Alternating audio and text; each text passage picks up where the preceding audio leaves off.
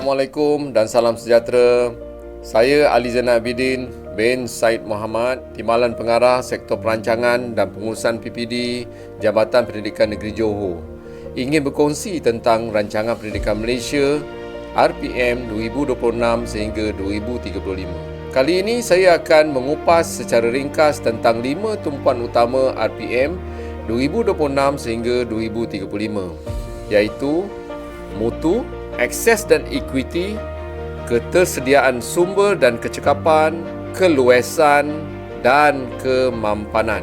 Mutu sistem pendidikan dilihat dalam konteks ketersediaan sistem menyediakan peluang dan pengalaman pembelajaran yang terbaik kepada semua murid, merangkumi kurikulum, pedagogi, pentaksiran, prasarana fizikal yang kondusif, prasarana digital yang seiring dengan keperluan masa kini. Apabila semua ini dipenuhi dengan baik, kita pastikan ia akan menghasilkan kemenjadian murid dan sekolah berada pada taraf yang cemerlang.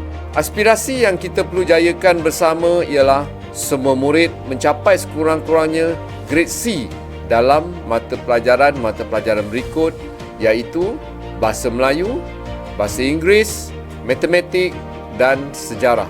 Sekolah juga perlu mencapai taraf mutu cemerlang, iaitu bagi kategori sekolah inspirasi. Bagi akses dan equity pula, kata kunci kepada perkara ini ialah semua kanak-kanak mendapat akses kepada pendidikan bermutu dan menjamin peluang pendidikan yang setara serta adil. Di sinilah kita akan merapatkan jurang antara bandar luar bandar, jantina dan status sosioekonomi.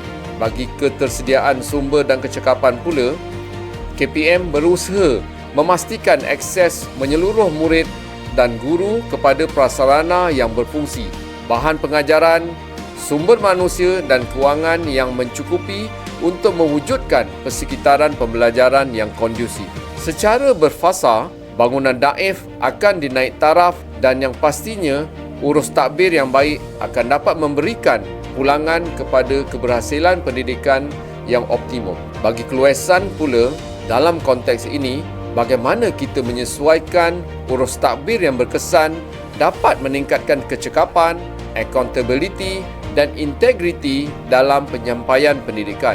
Autonomi terpimpin diberikan sama ada dalam pengurusan kurikulum, kewangan, pengurusan murid, sumber manusia dan perolehan. Dari segi kemampanan pula, kata kunci kepada perkara ini ialah institusi pendidikan berupaya menekankan pembudayaan kemampanan, merangkumi dimensi alam sekitar, sosial dan ekonomi dalam ekosistem pendidikan yang bertujuan untuk melahirkan generasi yang bukan sahaja berilmu dan berkemahiran tetapi bertanggungjawab terhadap kesejahteraan masyarakat dan kelestarian bumi.